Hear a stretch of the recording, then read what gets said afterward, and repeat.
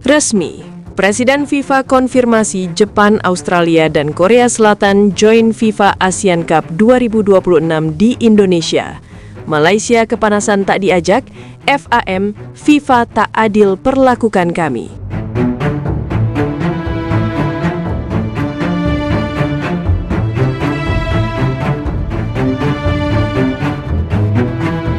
FIFA akhirnya menjatuhkan keputusan besar yang mengguncang sepak bola Asia Tenggara. FIFA Asian Cup 2026 dipastikan akan digelar di Indonesia.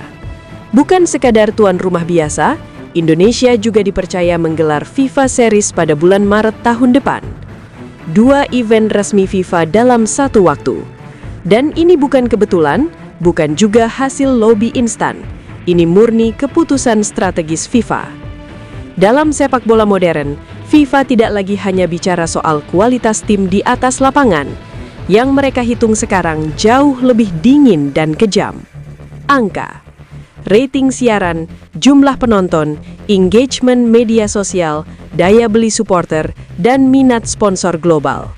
Dan di semua indikator itu, Indonesia unggul jauh dibanding negara Asia Tenggara lain.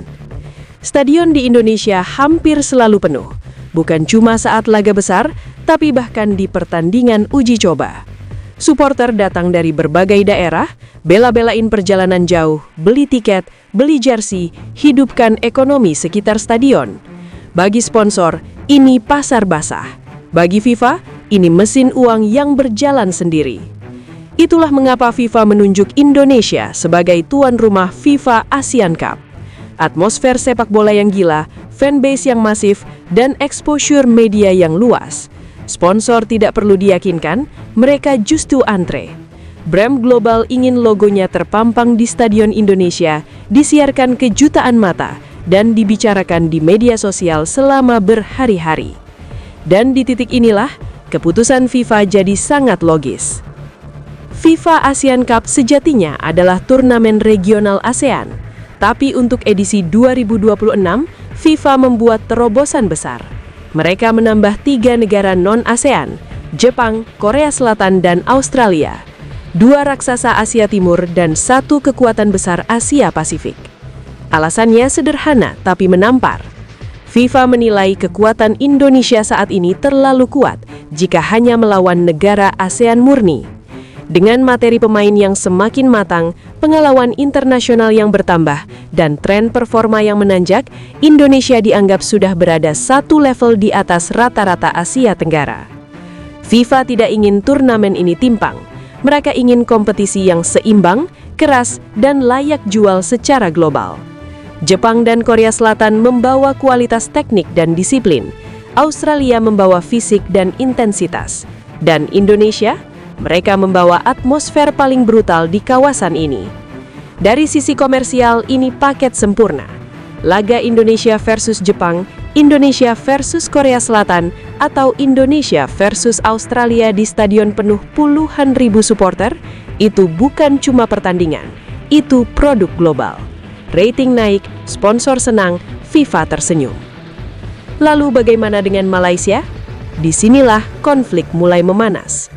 Malaysia sebelumnya sempat mengajukan diri sebagai tuan rumah, bahkan muncul wacana joint host, tapi FIFA dengan tegas menolak. Bukan hanya ditolak sebagai tuan rumah, Malaysia bahkan tidak dimasukkan sebagai peserta FIFA Asian Cup 2026. Keputusan ini langsung memicu reaksi keras dari Federasi Sepak Bola Malaysia, FAM. Mereka menyebut FIFA tidak adil. Mereka merasa diperlakukan berbeda. Media Malaysia ramai, narasi ketidakadilan digoreng, seolah FIFA sengaja meminggirkan mereka. Tapi FIFA bukan organisasi emosional. Mereka bekerja dengan data dan rekam jejak. Masalah naturalisasi bodong yang pernah mencuat di Malaysia masih menjadi catatan serius. Soal keabsahan dokumen pemain, proses administrasi, dan transparansi federasi. Bagi FIFA, ini bukan isu kecil. Ini menyangkut integritas kompetisi. Dan selama masalah itu belum sepenuhnya tuntas dan bersih, FIFA memilih mengambil jarak. Bandingkan dengan Indonesia. Dalam beberapa tahun terakhir, Indonesia justru melakukan pembenahan besar-besaran. proses naturalisasi diawasi ketat, administrasi diperbaiki, infrastruktur stadion direnovasi, hubungan dengan FIFA dipulihkan dan diperkuat. Bahkan setelah masa kelam dan sanksi berat, Indonesia mampu bangkit dan kembali mendapatkan kepercayaan penuh. Inilah yang sering tidak disadari. Di level FIFA, reputasi federasi sama pentingnya dengan prestasi tim. Tanpa tata kelola yang rapi, tidak ada tempat di panggung besar. Konflik Indonesia dan Malaysia pun kembali memanas, bukan di lapangan, tapi di panggung internasional. Indonesia melaju dengan kepercayaan FIFA, Malaysia tertinggal dengan segudang protes, dan perbedaan ini terasa sangat kontras. Indonesia sekarang bukan hanya peserta, Indonesia adalah pusat perhatian, pusat pasar, pusat atmosfer. Sementara Malaysia harus menatap dari luar, sambil mempertanyakan keputusan FIFA yang sebenarnya sudah sangat rasional. Masuknya Jepang, Korea Selatan, dan Australia pun menjadi pesan keras bagi Asia Tenggara. Era turnamen nyaman sudah selesai. Ini era kompetisi serius. Siapa yang siap, dia yang diajak. Siapa yang belum beres urusan internalnya harus menunggu. Bagi Indonesia, ini peluang sekaligus ujian.